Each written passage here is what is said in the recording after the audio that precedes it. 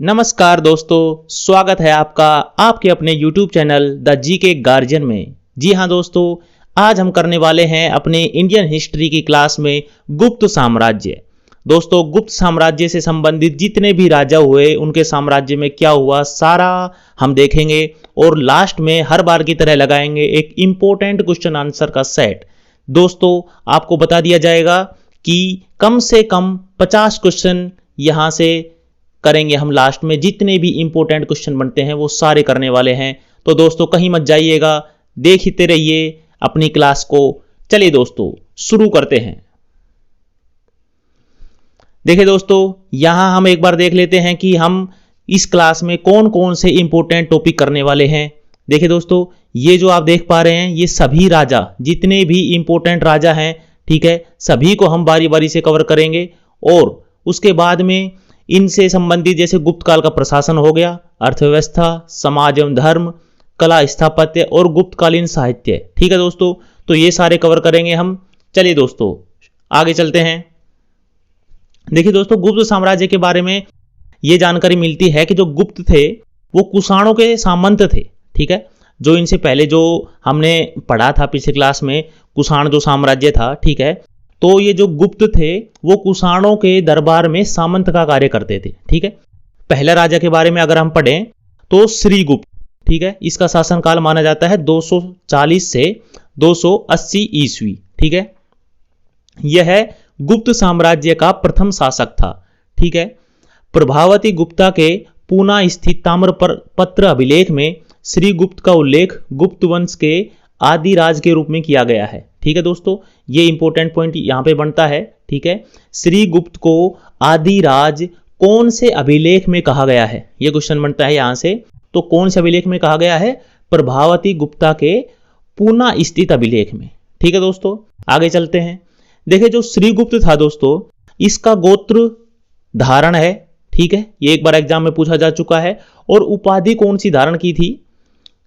महाराज की उपाधि धारण की थी श्रीगुप्त ने। ठीक है, ये हमको याद रखना है। देखिए, गुप्त साम्राज्य की जो स्थापना थी वो श्रीगुप्त ने की।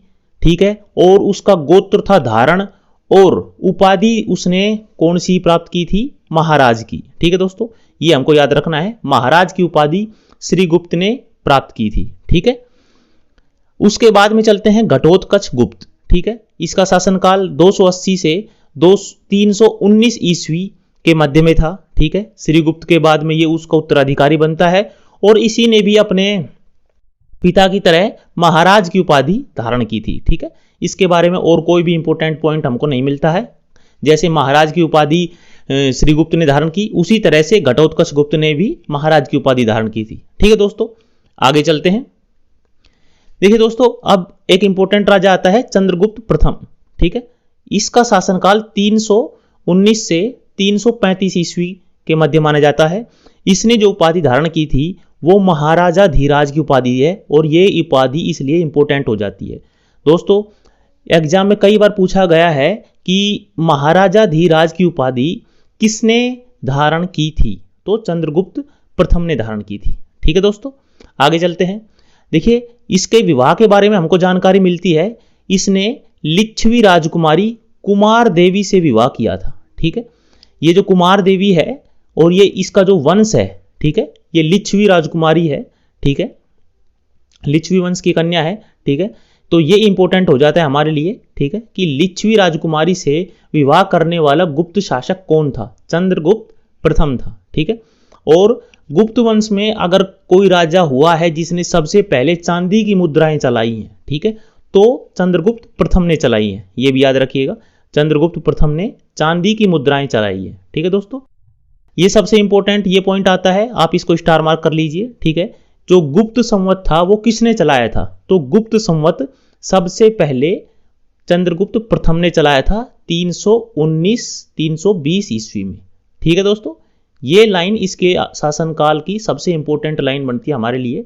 ठीक है, ये एग्जाम में बहुत बार पूछा जा चुका है कि जो चंद्रगुप्त प्रथम था उसने गुप्त संवत कब चलाया, या फिर गुप्त संवत किसने चलाया। ठीक है, तो इसको कवर करने के बाद में हम आगे चलते हैं।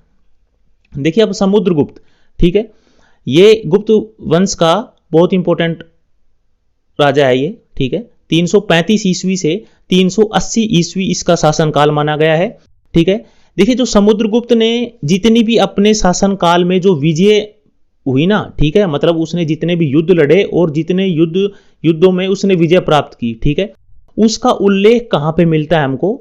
उसका उल्लेख मिलता है प्रयाग प्रशस्ति में, ठीक है। और ये प्रयाग प्रशस्ति ये लिखा किसने था? ठीक है, तो प्रयाग प्रशस्ति लिखा है हरिसेन ने, ठीक है। ये हरिसेन इसका कवि था, ठीक है, जो इसके दरबार में था। तो हरिसेन ने प्रयाग प्रशस्ति लिखा है और उस प्रयाग प्रशस्ति में समुद्रगुप्त की विजयों का उल्लेख किया गया है, ठीक है। आगे चलते हैं। देखिए समुद्रगुप्त ने दक्षिणा पथ में 12 राज्यों पर धर्म विजय प्राप्त की और उत्तर भारत की गंगा घाटी में 8 राजाओं पर विजय प्राप्त की। कुल मिलाकर यह कहा गया है कि जो साउथ की तरफ में इसने 12 राज्यों को जीता था और उत्तर भारत की तरफ में मतलब गंगा घाटी की तरफ में 8 राजाओं को जीता था, ठीक है। इन उपलब्धियों के बाद इसने अश्वमेध यज्ञ कराया था। ये इंपॉर्टेंट पॉइंट बनता है, ठीक है, कि अपने शासनकाल में अश्वमेध यज्ञ कराने वाला शासक कौन था, ठीक है, कौन गुप्त शासक कौन था? तो समुद्रगुप्त ने कराया था अश्वमेध यज्ञ का आयोजन, ठीक है। अच्छा, इसकी उपाधियों की अगर बात की जाए तो इसकी उपाधियां सबसे इंपॉर्टेंट है, ठीक है। इसकी उपाधियों से काफी बार एग्जाम में क्वेश्चन आ चुका है। देखिए इसकी उपाधियां कौन कौन सी हम देखते हैं। कविराज, सर्वराजोच्छेता, परम भागवत और भारत का नेपोलियन, ये वाली सबसे इंपॉर्टेंट है, ठीक है। और ये भारत का नेपोलियन, इसको उपाधि किसने दी थी? ठीक है, ये नाम वीए स्मिथ जो विद्वान थे, ठीक है, उनके द्वारा नाम दिया गया है। देखिए ये सारी उपाधियां हमको याद रखनी है क्योंकि किसी भी उपाधि को लेके एग्जाम में क्वेश्चन पूछा जा सकता है, ठीक है दोस्तों। तो कविराज, सर्वराजोच्छेता, परम भागवत और भारत का नेपोलियन, ये सभी उपाधियां हमको याद रखनी है, ठीक है दोस्तों। देखिए आगे देखते हैं। जो इसके सिक्के थे, सिक्कों पर इसे वीणा बजाते हुए दिखाया गया है, ठीक है। सिक्कों पर वीणा बजाते हुए किस शासक को दिखाया गया है? तो वो शासक है समुद्रगुप्त, ठीक है दोस्तों, ये हमको याद रखना है। देखिए यह स्वयं को लिच्छवी दोहित्र कहता था, ठीक है। समुद्रगुप्त खुद को लिच्छवी दोहित्र कहता था, ठीक है, ये हमको याद रखना है। देखिए जो प्रयाग प्रशस्ति अभिलेख है, ठीक है, समुद्रगुप्त के दरबारी कवि हरिसेन के द्वारा लिखा गया था, ये हमने देख लिया है। इस लेख को समुद्रगुप्त द्वारा 370 ईस्वी में कौशाम्बी से लाए गए अशोक स्तंभ पर खुदवाया गया था। देखिए ये बात कही गई है कि जो कवि हरिसेन था, समुद्रगुप्त का जो दरबारी कवि था, ठीक है, उसने प्रयाग प्रशस्ति लिखा। और प्रयाग प्रशस्ति कब और किसके ऊपर लिखा गया? ठीक है, तो ये हमने देखा है कि 370 ईस्वी में समुद्रगुप्त ने अशोक का एक स्तंभ मंगवाया, कहां से? कौशाम्बी से, ठीक है, और उसके ऊपर कवि हरिसेन ने ये अपना प्रयाग प्रशस्ति लिखा था, ठीक है दोस्तों। आगे चलते हैं। देखिए इसमें उन राज्यों का वर्णन है जिन्होंने समुद्रगुप्त से युद्ध किया और हार गए और उसका अधीन हो गए। मतलब कुल मिला के जो समुद्रगुप्त की विजय थी जितनी भी, उन सभी बातों का जिक्र इसमें अभिलेख में किया गया है, ठीक है। समुद्रगुप्त ने वसुबंधु नामक बौद्ध भिक्षु को संरक्षण दिया था, ठीक है। ये जो बौद्ध भिक्षु है, ठीक है, वसुबंधु, इसका नाम हमको याद रखना है, ठीक है, क्योंकि एग्जामिनर कहीं से भी कोई भी क्वेश्चन घुमा फिरा के पूछ सकता है, ठीक है। तो हमको याद रखना है कि जो वसुबंधु था, ठीक है, उसको संरक्षण किस शासक ने दिया था? तो वो समुद्रगुप्त ने दिया था, ठीक है दोस्तों। आगे चलते हैं। देखिए अभी जो शासक है ये सबसे इंपॉर्टेंट है। अगर गुप्त शासकों में देखा जाए तो सबसे इंपॉर्टेंट ये शासक है चंद्रगुप्त द्वितीय, ठीक है दोस्तों। इसका शासनकाल था 380 से 412 ईस्वी, ठीक है। देखिए इसने पश्चिमी क्षेत्र जो कि जैसे गुजरात, काठियावाड़ और जो मालवा के क्षेत्र थे, इसमें शकों को हराया था, ठीक है। जो शक शासक थे उनको हराया था और इसने विक्रमादित्य की उपाधि ली थी, ठीक है। ये इंपॉर्टेंट है, वेरी वेरी इंपॉर्टेंट, आप इसको याद रख लीजिएगा कि विक्रमादित्य की उपाधि किसने ली थी? ठीक है, तो चंद्रगुप्त द्वितीय ने ली थी। देखिए इसके बारे में जानकारी उदयगिरी गुफा अभिलेख, ठीक है, जो कि विदिशा एमपी में पड़ता है, और सांची अभिलेख, ठीक है। इस जो चंद्रगुप्त द्वितीय के बारे में जानकारी हमको कहां कहां से मिलती है? एक तो जो उदयगिरी गुफा अभिलेख है विदिशा एमपी में, और एक सांची अभिलेख है, उनसे मिलती है। आगे चलते हैं। देखिए चंद्रगुप्त द्वितीय ने शादी किससे की थी? ठीक है, इसने नाग वंश की राजकुमारी कुबेर नागा से विवाह किया था। ठीक है, और इसकी पुत्री हुई थी कौन सी? प्रभावती नामक कन्या को इसने जन्म दिया था। किसने? कुबेर नागा ने। ठीक है, तो कुबेर नागा किसकी पत्नी थी? चंद्रगुप्त द्वितीय की, और चंद्रगुप्त द्वितीय की पुत्री थी प्रभावती। ठीक है, प्रभावती के विवाह के बारे में जानकारी मिलती है कि जो प्रभावती का जो विवाह था वो वाकाटक शासक रुद्रसेन द्वितीय से कराया गया था, जो कि एक ब्राह्मण जाति का था और मध्य भारत में शासन करता था। ठीक है, जब रुद्रसेन द्वितीय की मृत्यु हो गई तो उसके बाद 390 ईस्वी से 410 ईस्वी तक प्रभावती ने शासन किया, इस बात की जानकारी हमको मिलती है। ठीक है, देखिए दोस्तों, खाली आप इतना याद रखिएगा कि जो प्रभावती थी वो चंद्रगुप्त द्वितीय की पुत्री थी, और उसकी शादी, उसका विवाह किससे हुआ था? वाकाटक शासक रुद्रसेन द्वितीय से हुआ था। ठीक है दोस्तों, आगे चलते हैं। देखिए, इसने उज्जैन को दूसरी राजधानी बनाया था, और इसकी जो पहली राजधानी थी वो कौन सी थी? पाटलिपुत्र। ठीक है, चंद्रगुप्त द्वितीय की पहली राजधानी पाटलिपुत्र थी, और चंद्रगुप्त द्वितीय की जो दूसरी राजधानी थी वो कौन सी थी? उज्जैन। ये हमको याद रखना है। देखिए, इसने चांदी के सिक्के जारी किए जिनके ऊपर शेर की आकृति थी।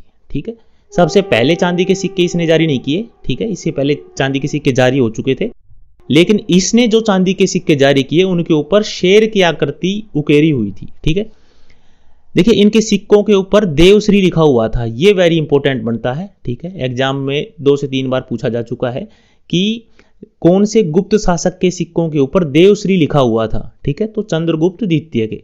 ठीक है, देखिए महरौली से प्राप्त एक लौह स्तंभ में चंद्र नामक शासक की पहचान चंद्रगुप्त विक्रमादित्य से की जाती है। महरौली स्तंभ से यह भी ज्ञात होता है कि चंद्रगुप्त द्वितीय ने बैक्ट्रिया के वल्लीकाश नामक राजा को पराजित किया था। ठीक है, देखिए आप जो देख पा रहे हैं, जो महरौली से प्राप्त जो लौह स्तंभ है ना, ठीक है, ये इसके शासनकाल की सबसे मतलब इंपॉर्टेंट जो एक बात होती है ना, ठीक है, वो मानी गई है किसके शासनकाल की? चंद्रगुप्त द्वितीय की। देखिए ये जो लौह स्तंभ है इसमें आज तक कोई किसी प्रकार का जंग नहीं लगा है। ये बिल्कुल देखिए खुले आसमान में है। ठीक है, सर्दी गर्मी बरसात सब कुछ झेला है इसने। ठीक है, लेकिन फिर भी इसके बावजूद इसमें आज तक जंग नहीं लगा है। ठीक है, तो ये किसके शासनकाल से संबंधित है? चंद्रगुप्त द्वितीय के शासनकाल से। ठीक है, आगे चलते हैं। देखिए जो चंद्रगुप्त द्वितीय था ना, इसके पास अपने नवरत्न थे। ठीक है, मतलब 9 विद्वान थे। ठीक है, इसके दरबार में, तो वो देख लेते हैं हम कौन कौन थे 9 विद्वान। देखिए अमर सिंह जो कि एक कवि थे, धनवंतरी जो कि एक महान प्रसिद्ध चिकित्सक थे, हरिसेना कवि लेखक थे, कालिदास हम जानते हैं कवि थे नाटककार थे, कहापनका एक ज्योतिषी थे, शंकु एक वास्तुकार थे, वराहमिहिर एक खगोलविद थे। ठीक है, वररुचि व्याकरण संस्कृत के विद्वान थे, और वेताल भट्ट एक जादूगर। ये सारे जो नवरत्न थे ना, ठीक है, ये 9 विद्वान थे किसके दरबार में? चंद्रगुप्त द्वितीय के दरबार में। ठीक है, देखिए जो चंद्रगुप्त द्वितीय का जो काल था ना, ठीक है, यह गुप्त काल का स्वर्ण युग था। ठीक है, यह गुप्त काल का सबसे स्वर्ण युग, मतलब कि सबसे इस समय में जो गुप्त काल था वो अपनी चरम सीमा पे माना गया है। ठीक है, और इस समय में जो ब्राह्मण धर्म था अपने चरम पर था। ठीक है, देखिए चीनी बौद्ध भिक्षु फाह्यान 399 से 414 ईस्वी के मध्य में भारत में आया था। ये वेरी वेरी इंपॉर्टेंट क्वेश्चन बनता है, इसके शासनकाल से संबंधित है। एग्जाम में बहुत बार पूछा गया है कि जो चीनी बौद्ध भिक्षु फाह्यान था, ठीक है, वो किसके शासनकाल में आया था? ठीक है, तो ये चंद्रगुप्त द्वितीय के शासनकाल में आया था। ठीक है दोस्तों, इतना करने के बाद में आगे चलते हैं। देखिए आगे आता है कुमारगुप्त प्रथम। इसका शासनकाल माना गया है 414 से 455 ईस्वी के मध्य। इसकी उपाधियां देखते हैं। इसने उपाधि ग्रहण की है महाराजाधिराज। ठीक है, दामोदर ताम्रपत्र में इसका उल्लेख है। पूरी पृथ्वी का शासक मंदसौर अभिलेख में इसको बताया गया है, ये आपके लिए इंपॉर्टेंट बनता है। ठीक है, किस गुप्त शासक को पूरी पृथ्वी का शासक बताया गया है? ठीक है, और वो कौन से अभिलेख से बताया गया है, ठीक है। तो मंदसौर अभिलेख में कुमारगुप्त को पूरी पृथ्वी का शासक बताया गया है, ठीक है।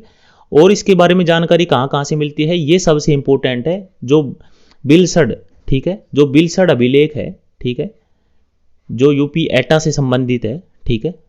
तो इस अभिलेख को सबसे इंपॉर्टेंट कर लीजिए, इसके शासनकाल से संबंधित जानकारी हमको बिलसड अभिलेख देता है, ठीक है।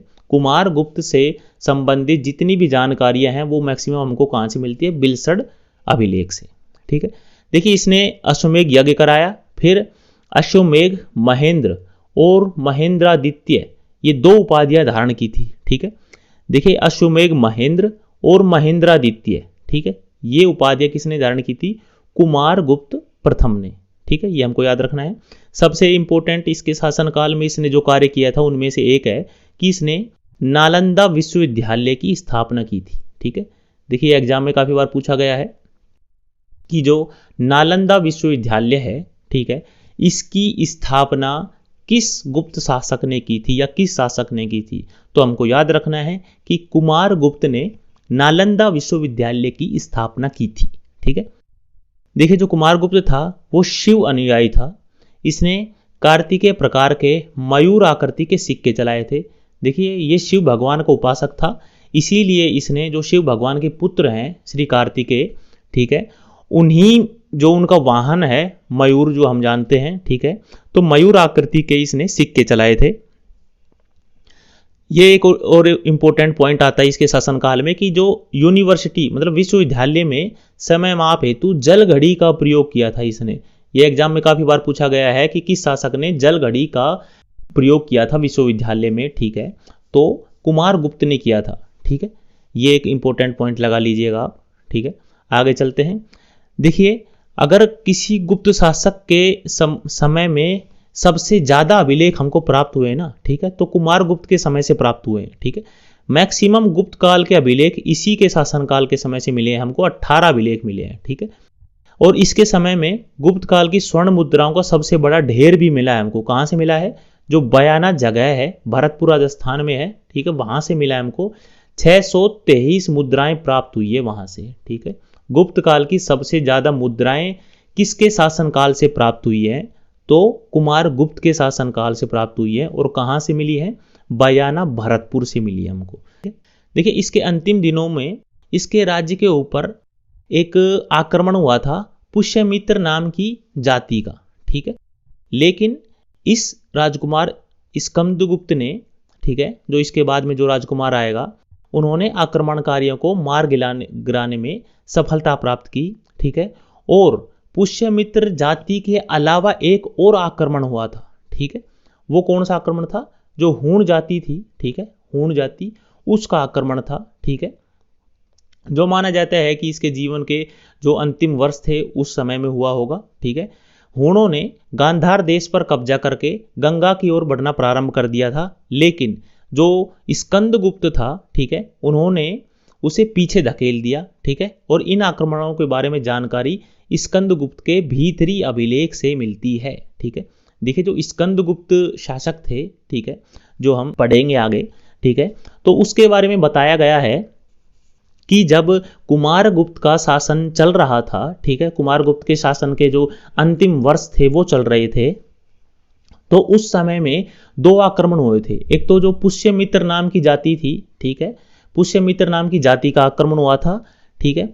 उस आक्रमण को मतलब कि रोक दिया था किसने, स्कंदगुप्त ने। और एक दूसरा आक्रमण और हुआ था, ठीक है, किसका, हूणों का, जो हूण जाति थी उसका आक्रमण हुआ था, ठीक है। और उस आक्रमण को भी रोक दिया था किसने, स्कंदगुप्त ने, ठीक है। ये सभी बातों की जानकारी हमको कहां से मिलती है, ठीक है। तो जो स्कंदगुप्त का जो अभिलेख है, भीतरी अभिलेख, ठीक है, भीतरी अभिलेख से मिलती है, ठीक है। देखिए आगे चलते हैं, हम स्कंदगुप्त के बारे में पढ़ लेते हैं। देखिए स्कंदगुप्त है, यह गुप्त वंश का अंतिम प्रतापी शासक माना जाता है, ठीक है। देखिए इसकी उपाधि थी शक्रादित्य, ठीक है। ये कहोम अभिलेख से हमको ज्ञात होती है। ये इंपॉर्टेंट पॉइंट है आपके लिए, ठीक है, कि शक्रादित्य किस गुप्त शासक ने उपाधि ग्रहण की थी, ठीक है। तो ये था स्कंदगुप्त। देखिए इसके समय में हूणों ने फिर से आक्रमण किया था, ठीक है।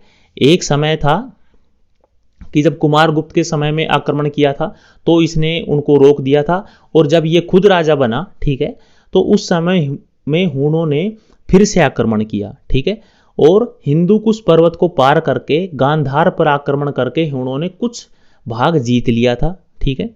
इसने सौराष्ट्र में कर्णदत्त को राज्यपाल बनाया, ठीक है, और इसके बारे में जानकारी भीतरी स्तंभ लेख से मिलती है। ये सबसे इंपॉर्टेंट पॉइंट है, ठीक है। स्कंदगुप्त के बारे में सारी जानकारी, जो इंपॉर्टेंट जानकारियां हैं, वो हमको कहाँ से मिलती है, तो वो भीतरी स्तंभ लेख से मिलती है, ठीक है। एक ये सबसे इंपॉर्टेंट पॉइंट है। देखिए स्कंदगुप्त था, इसने जो सुदर्शन झील थी उसका पुनरुद्धार करवाया था, ठीक है, सुदर्शन झील का पुनरुद्धार कराया था स्कंदगुप्त ने, ठीक है। आगे चलते हैं। देखिए भीतरी स्तंभ लेख के अनुसार इसने पुष्यमित्र जाति पर जीत हासिल की थी, ये हम पढ़ चुके हैं, ठीक है।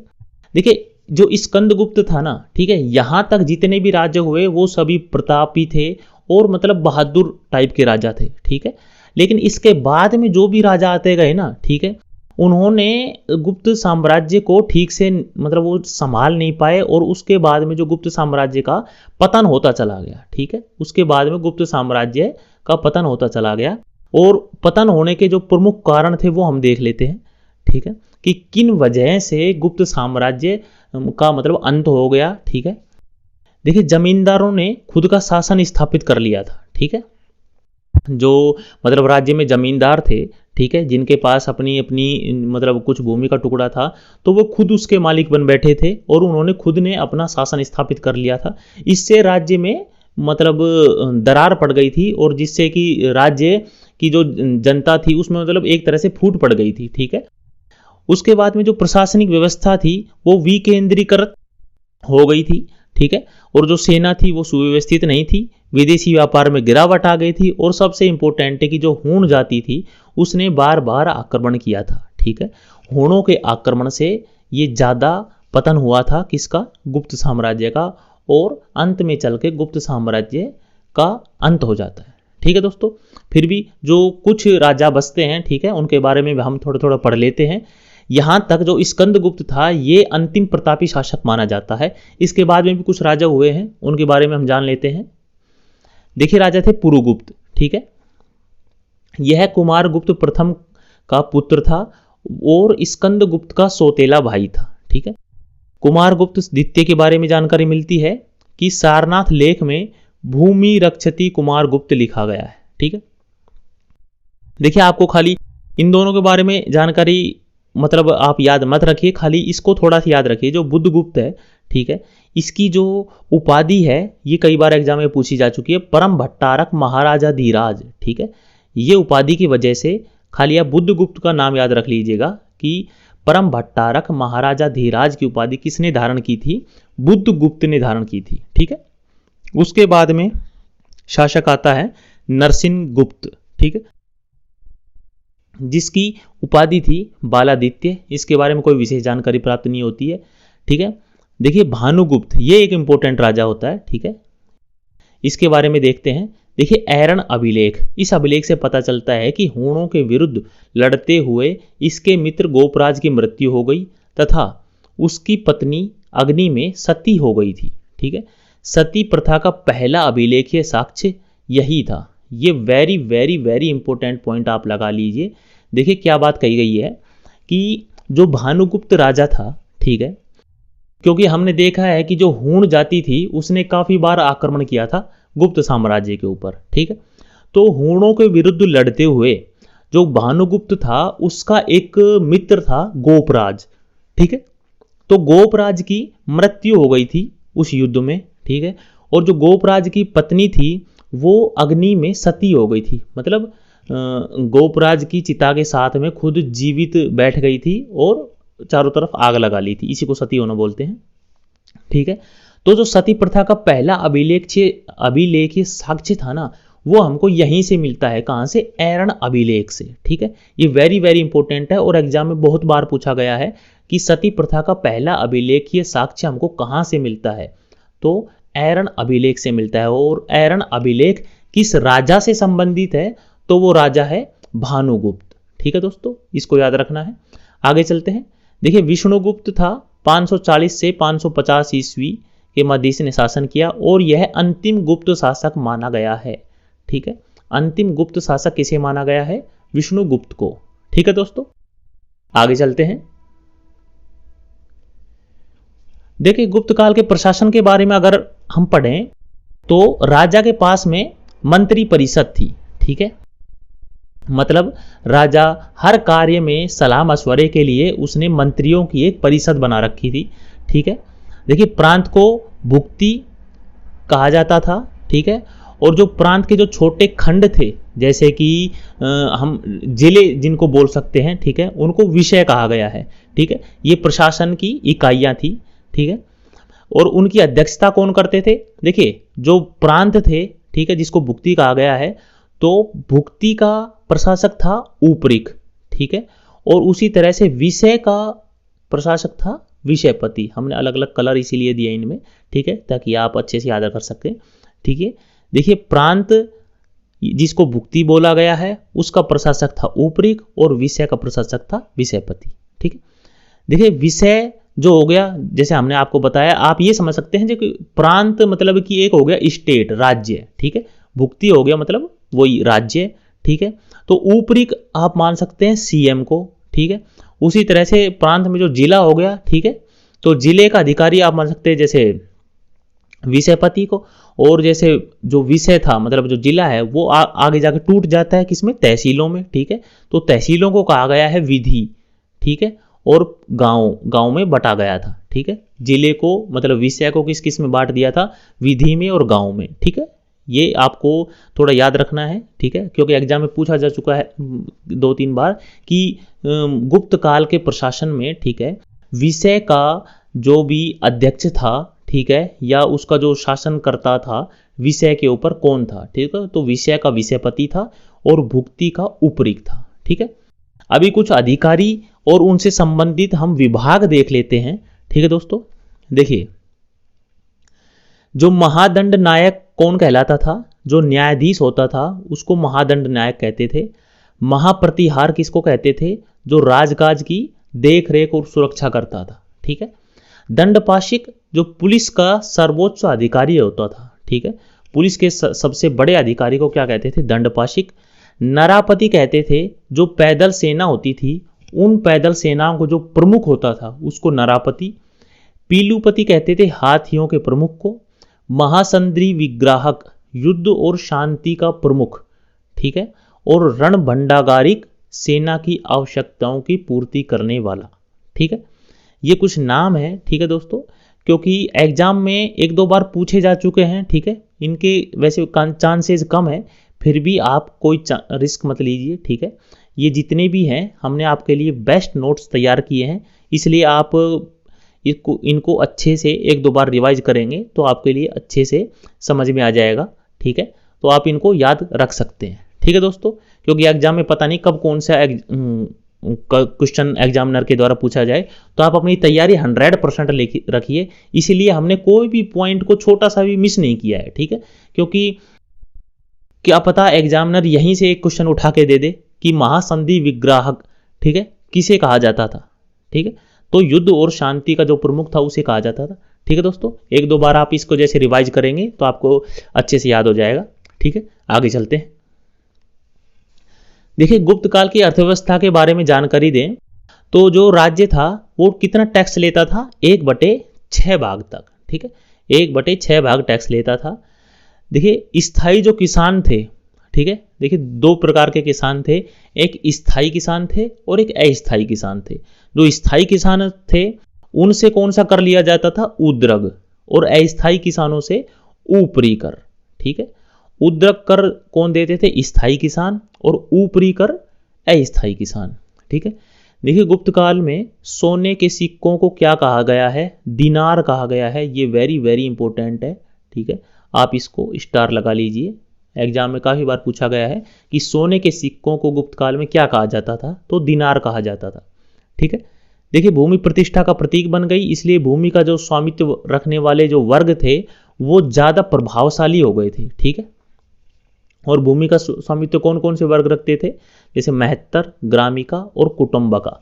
ठीक है, कुटुंबिका, ये वर्ग जो थे वो अधिक प्रभावशाली हो गए थे क्योंकि इनके पास में भूमि अधिक संख्या में थी, मतलब अधिक मात्रा में इनके पास में भूमि थी। ठीक है, जो नॉर्मल लोग थे, जो सामान्य जनता थी, वो किस में व्यापार करती थी? कोड़ियों में। ठीक है, कोड़ियों में व्यापार करती थी जो नॉर्मल जनता थी। भूमि की माप के लिए नल, पाटक, आड़वाप, द्रोणवाप, कुल्याप और अंगुल, ये सारी इकाइयां हैं। ठीक है, भूमि को नापने के लिए इन सभी इकाइयों का प्रयोग किया जाता था। ठीक है, तो ये वेरी वेरी इंपॉर्टेंट है क्योंकि एग्जामिनर ये इस प्रकार का क्वेश्चन इसमें बनता है कि गुप्त काल में भूमि की माप के लिए निम्न में से किसका प्रयोग नहीं किया जाता था। ठीक है, इस प्रकार का क्वेश्चन दे सकता है। ठीक है, तो आपको ये सभी याद रखने इनके नाम। देखिए, जो व्यापारियों के समूह का जो नेता था उसे सार्थवाह कहा गया है। ठीक है, और व्यापारियों की जो समिति थी उसको निगम कहा जाता था। ठीक है, सूती वस्त्र प्रमुख उद्योग था। ठीक है, और ये वेरी वेरी इंपॉर्टेंट था। बंदरगाह थोड़ा याद रख लीजिएगा। ठीक है, क्योंकि बंदरगाह पूछा भी गया अभी तक।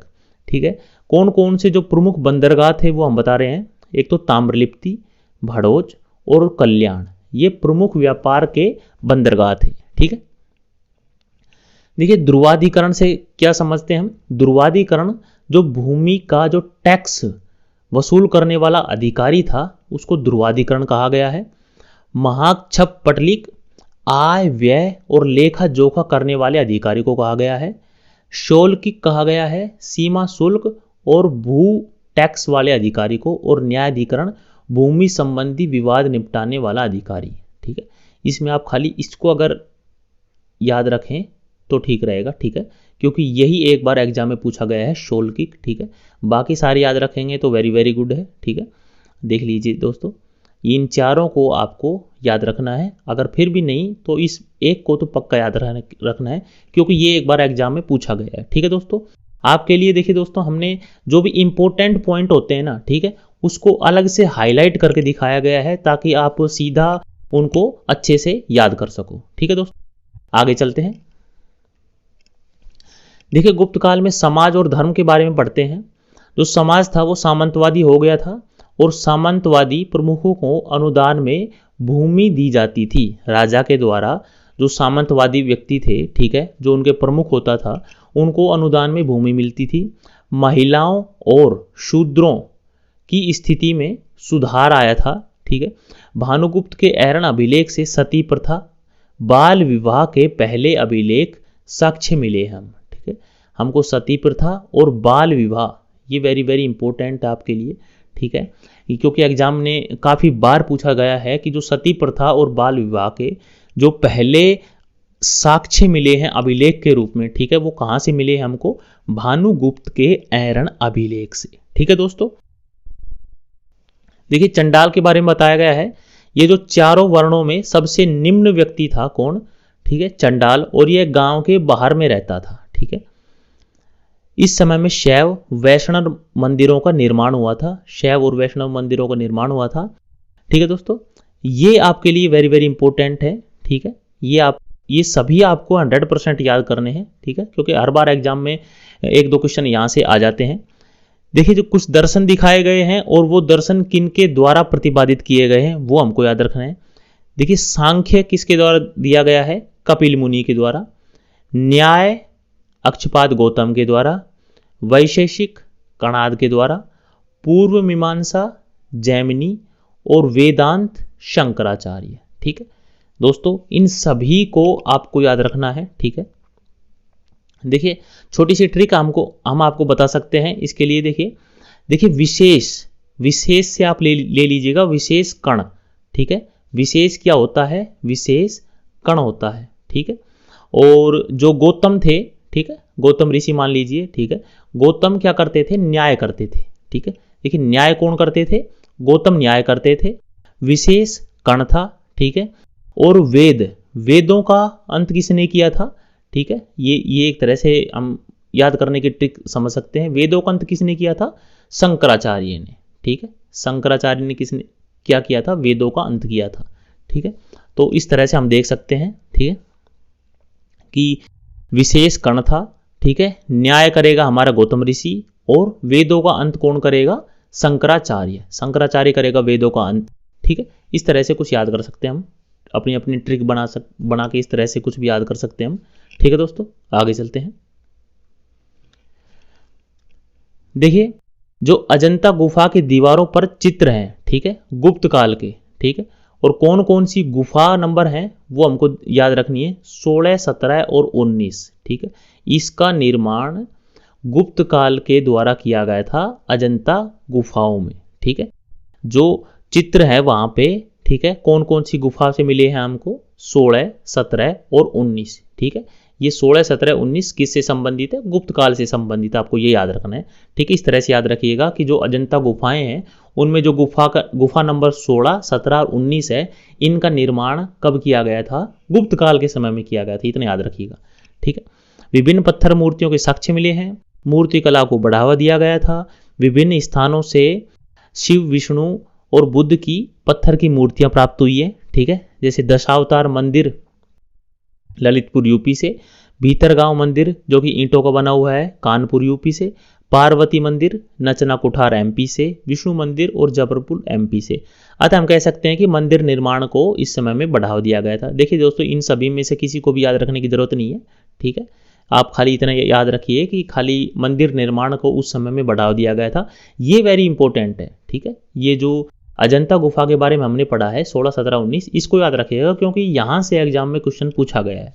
ठीक है, एक आपको ये याद रखना है कि जो सारनाथ का धमेक स्तूप था, ठीक है, सारनाथ का धमेक स्तूप बनाया गया था गुप्त काल के समय में। ठीक है, ये वेरी वेरी इंपॉर्टेंट है, इसको याद रखिएगा। देखिए कुछ साहित्य के बारे में जानकारी प्राप्त कर लेते हैं। ठीक है, देखिए हमने पढ़ा है कि जो चंद्रगुप्त द्वितीय था उसके पास में अपने 9 रत्न थे।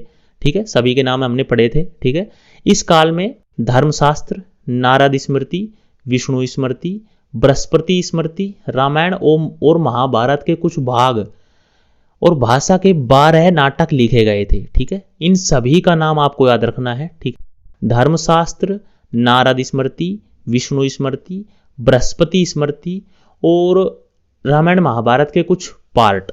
ठीक है, अब मेनली तो आपको ये 4 याद रखने हैं, धर्मशास्त्र, नारद स्मृति, विष्णु स्मृति और बृहस्पति स्मृति। ठीक है दोस्तों, साहित्य का विकास किस भाषा में हुआ था, संस्कृत भाषा में। तो हम कह सकते हैं कि जो संस्कृत थी वो गुप्त काल की दरबारी भाषा थी। ये वेरी इंपॉर्टेंट हो जाता है, एग्जाम में पूछा गया है कि जो गुप्त काल की जो दरबारी भाषा थी वो कौन सी भाषा थी, संस्कृत भाषा थी। ठीक है दोस्तों, आगे चलते हैं। देखिए कुछ लेखक हैं और उनके द्वारा लिखा गया साहित्य है। ठीक है, ये वेरी वेरी इंपॉर्टेंट है, हमने सभी एक जगह पे आप अच्छे से याद कर सको, इसीलिए हमने यहाँ पे इकट्ठा करके एक जगह पे दे दिया है। ठीक है, आप इसको देख के 1-2 बार रिवाइज कर सकते हैं अच्छे से दोस्तों। ठीक है, एक बार हम रिवाइज करते हैं पढ़ के। देखिए जो कालिदास थे उसके साहित्य थे अभिज्ञान शाकुंतलम, विक्रम वीर शौर्यम और ऋतु संगार। ठीक है, और भी हैं। ठीक है, आगे कामांडक का नीतिसार, विशाख दत्त का देवी चंद्रगुप्तम और मुद्रा राक्षस, गुणाढ्य का व्रत कथा, शूद्रक का मृच्छकटिकम, धन्वंतरी का आयुर्वेद, भास का स्वप्नवास वद्धतम, आर्यभट्ट का सूर्य सिद्धांत और ब्रह्म सिद्धांत, वराहमिहिर का पंच सिद्धांतिका, विष्णु शर्मा की पंचतंत्र, भारवी का किरातार्जुनियम, दंडीन का 10 कुमार चरित और चरक का चरित संहिता। ठीक है, देखिए दोस्तों, क्योंकि ये जो लेखक हैं, ठीक है, अलग अलग शासनकाल में हुए हैं। ठीक है, तो इन सभी का हमने एक ही जगह पे इकट्ठा करके आपको दे दिया है। ठीक है, तो आप ये मत समझिएगा कि ये सारे जितने भी लेखक हैं ये खाली गुप्त काल से ही संबंधित हैं। ठीक है, देखिए ये काफ़ी अलग अलग शासनकाल में इनका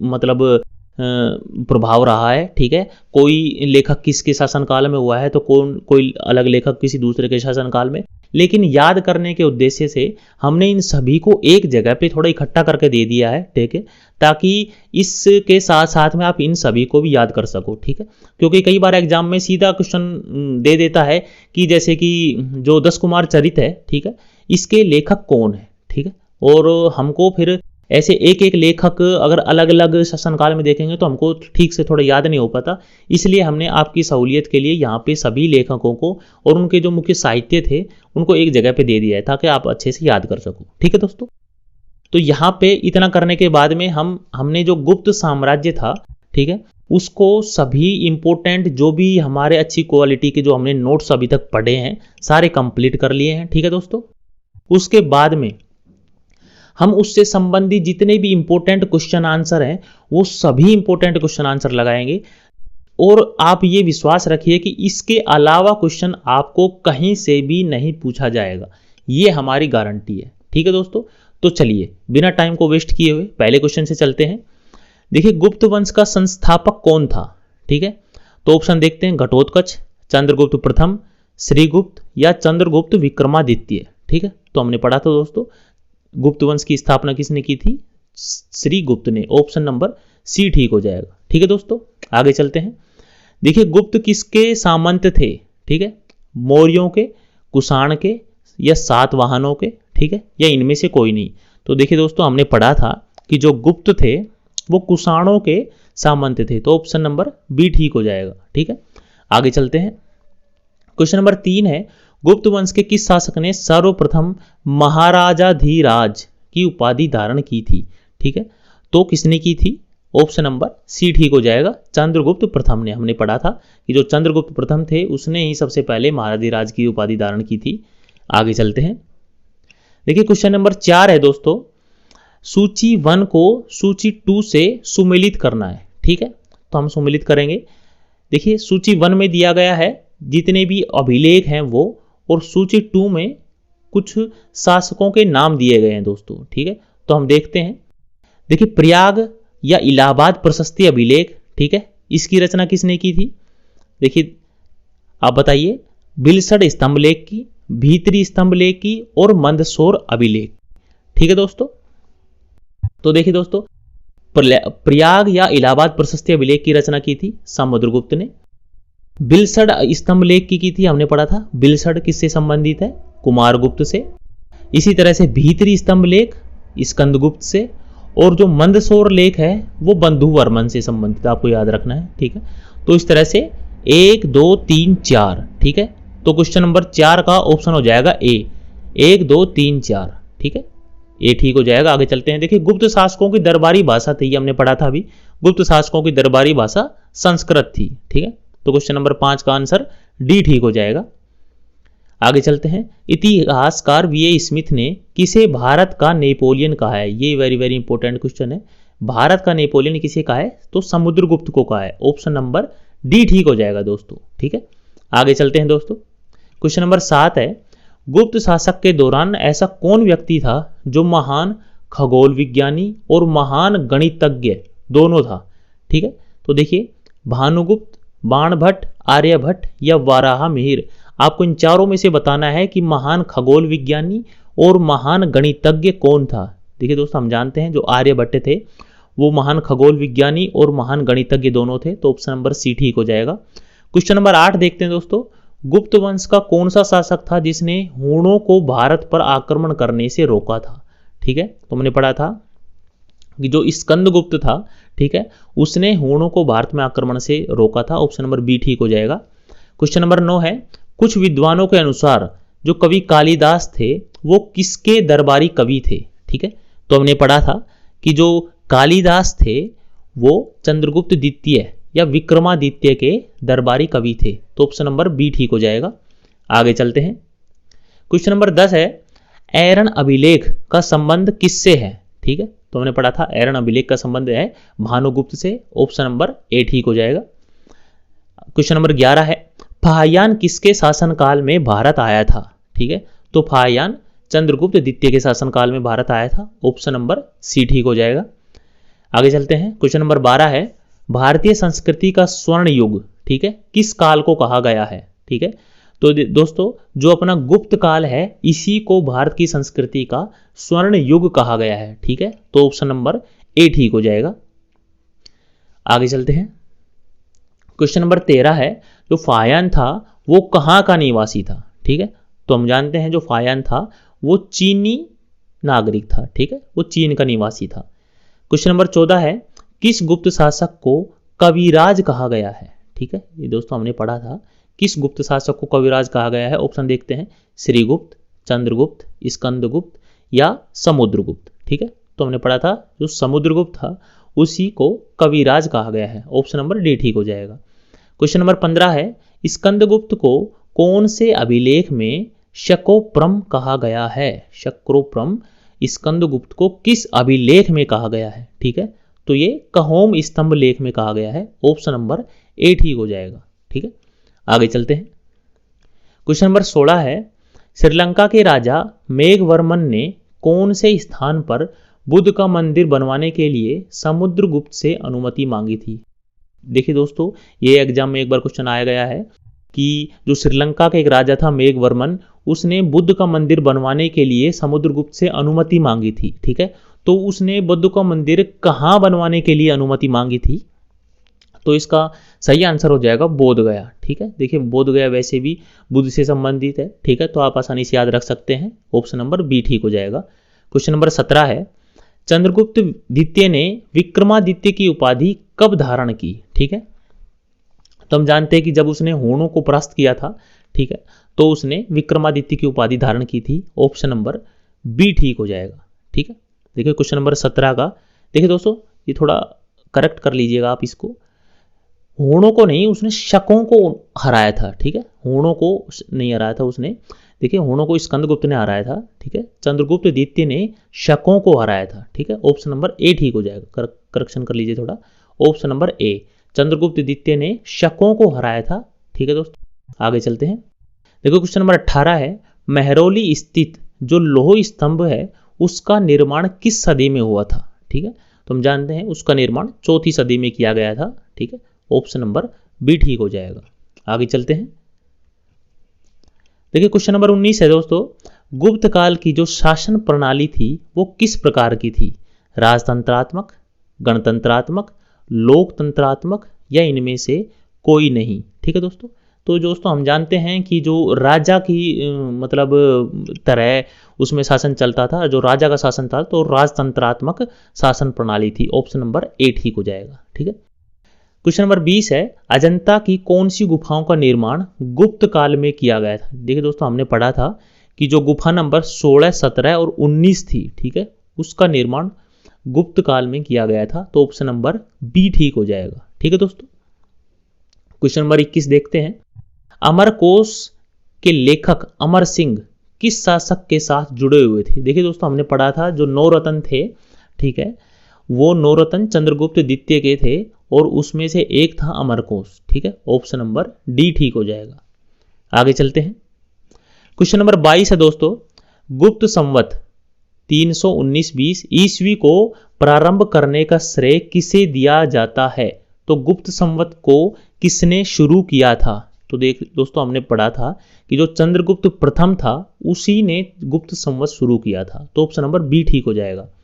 क्वेश्चन नंबर 23 है, चंद्रगुप्त प्रथम ने गुप्त संवत किस उपलक्ष्य में शुरू किया था? ठीक है, किस उपलक्ष्य में शुरू किया था चंद्रगुप्त प्रथम ने जो गुप्त संवत था? ठीक है, तो अपने राज्यारोहणों के स्मरण के रूप में। ठीक है, ऑप्शन नंबर ए, जब वो राजा बना था, ठीक है, राज्यारोहण हुआ था उसका, तो उसी उपलक्ष्य में उसने गुप्त संवत शुरू किया था। ऑप्शन नंबर ए ठीक हो जाएगा।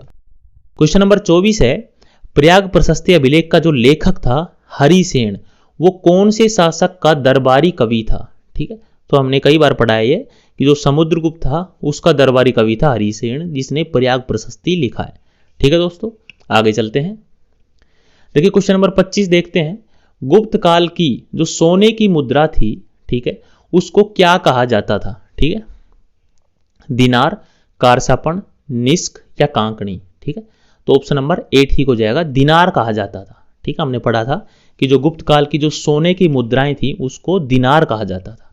आगे चलते हैं। क्वेश्चन नंबर 26 है, कुमार संभव महाकाव्य किस कवि ने लिखा है? कुमार संभव महाकाव्य किस कवि ने लिखा है? तो क्वेश्चन नंबर 26 का सही आंसर हो जाएगा कालिदास ने लिखा है। ठीक है दोस्तों, ये थोड़ा याद रखिएगा, ऑप्शन नंबर सी ठीक हो जाएगा। आगे चलते हैं। क्वेश्चन नंबर 27 है, नालंदा विश्वविद्यालय की स्थापना किसके शासनकाल में हुई थी? ठीक है, तो हमने पढ़ा था कि गुप्त शासनकाल में नालंदा विश्वविद्यालय की स्थापना हुई थी। ऑप्शन नंबर सी ठीक हो जाएगा। आगे चलिए। क्वेश्चन नंबर 28 है, गुप्त युग में जो भू राजस्व था उसकी दर क्या थी?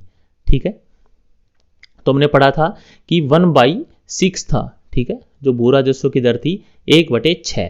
ठीक है, तो उपज का छठा भाग। ऑप्शन नंबर सी ठीक हो जाएगा। क्वेश्चन नंबर 29 है, समुद्रगुप्त की सैनिक उपलब्धियों का वर्णन, ठीक है, किस अभिलेख में दर्ज किया गया है?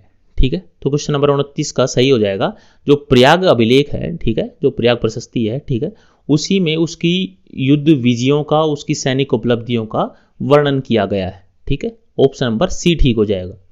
क्वेश्चन नंबर 30 है, किस गुप्त शासक को नालंदा विश्वविद्यालय का स्थापक माना जाता है?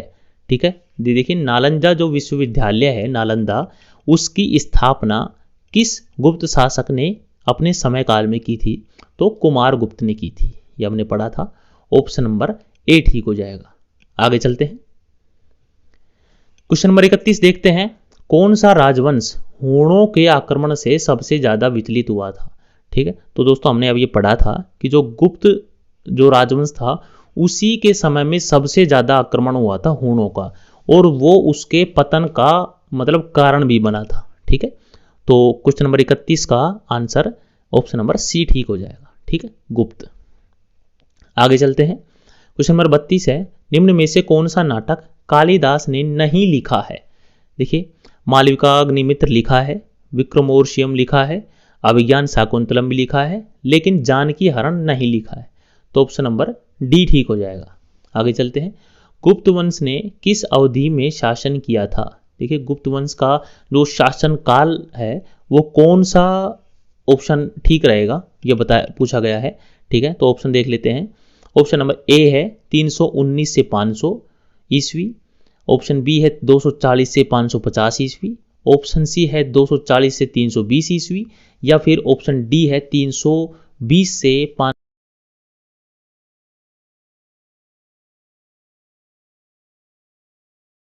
से 500 ईस्वी। ठीक है दोस्तों, ऑप्शन ए ठीक हो जाएगा। आगे चलते हैं, क्वेश्चन नंबर 34 है, जो सती प्रथा है, ठीक है, सती प्रथा का पहला उल्लेख किस अभिलेख से मिलता है? ठीक है, ये हमने कई बार पढ़ा है कि जो सती प्रथा का पहला उल्लेख है वो हमको ऐरण अभिलेख से मिलता है। ठीक है, ऑप्शन नंबर ए ठीक हो जाएगा। देखिए, गुप्त वंश के जो शासक बताए गए हैं, ठीक है, आपको उनको इस क्रम में रखना है कि सबसे पहले कौन सा शासक था, उसके बाद में कौन सा शासक आया, और सबसे अंत में कौन सा शासक आया। ठीक है, तो देखिए, चंद्रगुप्त प्रथम, समुद्रगुप्त, चंद्रगुप्त द्वितीय, कुमारगुप्त और स्कंदगुप्त, इन सभी को हमको क्रम से लगाना है। ठीक है दोस्तों, तो देखिए सबसे पहले चंद्रगुप्त प्रथम आया था, ठीक है, उसके बाद में समुद्रगुप्त, ठीक है, उसके बाद में चंद्रगुप्त द्वितीय विक्रमादित्य, ठीक है, कुमारगुप्त और स्कंदगुप्त। ठीक है, ये सभी 1 2 3 4 5, ठीक है, ऑप्शन नंबर 1 2 3, सॉरी ये स्कंदगुप्त आया था, सॉरी स्कंदगुप्त आए थे इससे पहले। ठीक है, कुमारगुप्त से पहले आए थे स्कंदगुप्त। ठीक है दोस्तों, नहीं ये ठीक है दोस्तों, सॉरी ये थोड़ा मिस्टेक, इसको करेक्ट कर लीजिएगा। ठीक है, ये ठीक है दोस्तों, अपना ये ठीक रहेगा 1 2 3 4 5। ठीक है दोस्तों, ये सही है, इसका यही क्रम रहेगा। सबसे पहले चंद्रगुप्त प्रथम, फिर समुद्रगुप्त, उसके बाद में चंद्रगुप्त द्वितीय जिसको विक्रमादित्य कहते हैं, ठीक है, उसके बाद में कुमारगुप्त, ठीक है, और उसके बाद में स्कंदगुप्त। तो 1 2 3 4 5 ये क्रम हो जाएगा। तो 1 2 3 4 5, ठीक है, ऑप्शन नंबर बी ठीक हो जाएगा। ठीक है दोस्तों, आगे चलते हैं, क्वेश्चन नंबर 36 है, गुप्त काल के सिक्कों का जो सबसे बड़ा ढेर है वो कहाँ से प्राप्त हुआ है? तो दोस्तों हमने पढ़ा था कि जो बयाना भरतपुर है राजस्थान में, ठीक है, वहां से हमको सबसे बड़ा ढेर प्राप्त हुआ है। ऑप्शन नंबर बी ठीक हो जाएगा। ठीक है, आगे चलते हैं, क्वेश्चन नंबर 37 है, गुप्त काल में उत्तर भारतीय व्यापार किस एक बंदरगाह से संचालित होता था? ठीक है, जो उत्तर भारत का जो व्यापार था वो कौन से बंदरगाह से संचालित होता था? तो ये ताम्रलिप्ति बंदरगाह से हमने पढ़ा था। ठीक है, ऑप्शन नंबर ए ठीक हो जाएगा। क्वेश्चन नंबर 38 है, गुप्त शासकों द्वारा जारी किए गए चांदी के सिक्कों को क्या कहते थे? ठीक है, चांदी के सिक्कों को क्या कहा जाता था? तो क्वेश्चन नंबर 38 में देख लेते हैं हम। देखिए, दिनार, रूपक, पण या कारसा पण। ठीक है, तो हमको याद रखना है जो रूपक है, ठीक है, यह आंसर सही हो जाएगा। चांदी के सिक्कों को रूपक कहा जाता था, और जो सोने के सिक्के थे उनको दिनार कहा जाता था। ठीक है दोस्तों, तो क्वेश्चन नंबर 38 का ऑप्शन सी ठीक हो जाएगा। देखिए अभी मिलान करना है हमको शासक और उनके द्वारा जो उनकी उपाधियां ग्रहण की गई थी वो। ठीक है दोस्तों, देखिए चंद्रगुप्त प्रथम की उपाधि थी, हमने पढ़ा था महाधिराज। ठीक है, जो महाराजा धीराज भी कहा जाता है जिसको। ऑप्शन नंबर ए एक हो जाएगा ए में। समुद्रगुप्त को अश्वमेघ पराक्रम भी कहा गया है। ठीक है, ये ठीक है, दो ठीक हो जाएगा। चंद्रगुप्त द्वितीय या विक्रमादित्य, इसको परम भागवत। ठीक है, और स्कंदगुप्त को शक्रोपरम भी कहा गया है। तो 1 2 3 4। ठीक है, तो 1 2 3 4 ऑप्शन नंबर सी ठीक हो जाएगा। ठीक है दोस्तों, आगे चलते हैं। क्वेश्चन नंबर 40 है, सर्वराजोच्छेता। ठीक है, इसकी उपाधि किसने ग्रहण की? ठीक है, तो सर्वराजोच्छेता समुद्रगुप्त ने ग्रहण की थी। ऑप्शन नंबर सी ठीक हो जाएगा।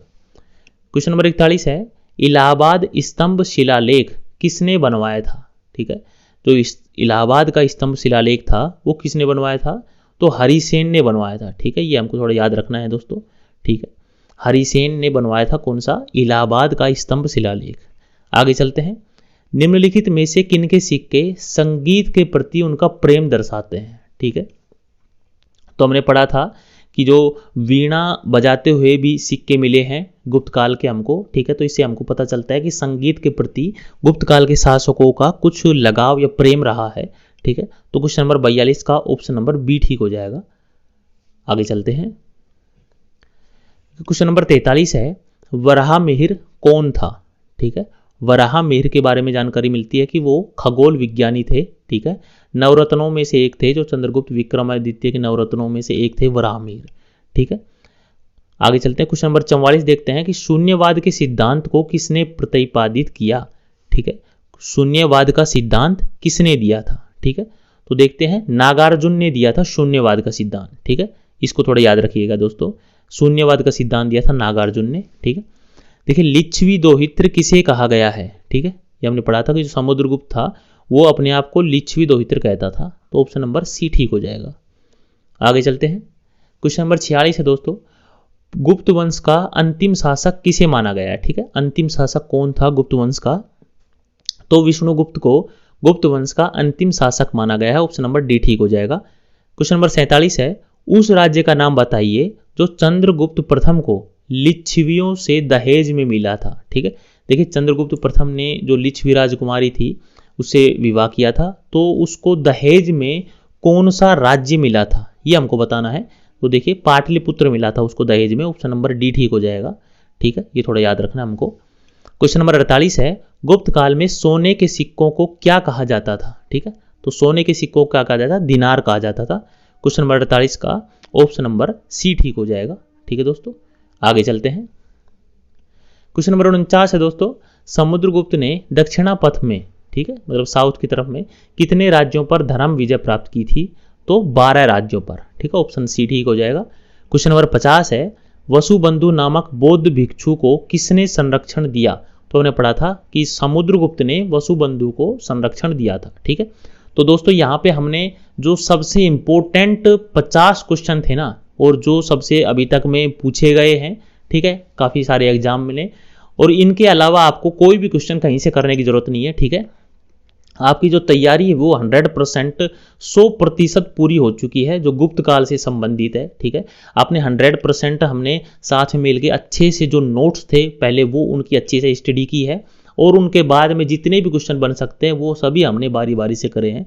ठीक है दोस्तों, तो आपसे एक ही रिक्वेस्ट है, आपको अगर थोड़ा भी लगा हो कि हमने आपके लिए थोड़ी भी मेहनत की है, ठीक है, तो प्लीज़ चैनल को सब्सक्राइब कर दीजिएगा। ठीक है, द जी के गार्जियन को।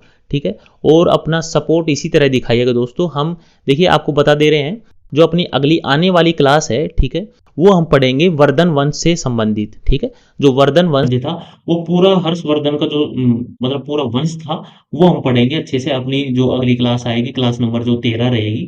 ठीक है, तो प्लीज दोस्तों इसी तरह से अपना सपोर्ट बनाए रखिए। ठीक है, इस क्लास को जितना ज्यादा शेयर से हो सके उतना शेयर कीजिए। ठीक है, चैनल को अगर आप नए हैं तो सब्सक्राइब कीजिए। प्लीज दोस्तों अपना सपोर्ट दिखाइए प्लीज। ठीक है, आपसे विदा लेते हैं, मिलेंगे अगली क्लास में। तब तक के लिए गुड बाय, थैंक यू, नमस्कार दोस्तों।